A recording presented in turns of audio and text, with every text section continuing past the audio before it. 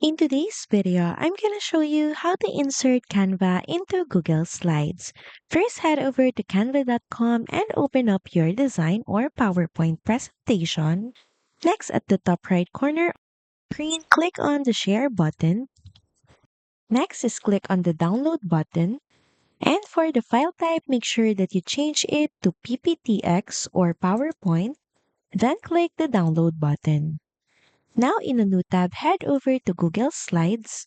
And here you can see this folder-like icon. So click this to open File Picker. Next, switch to the Upload tab. Then Browse button.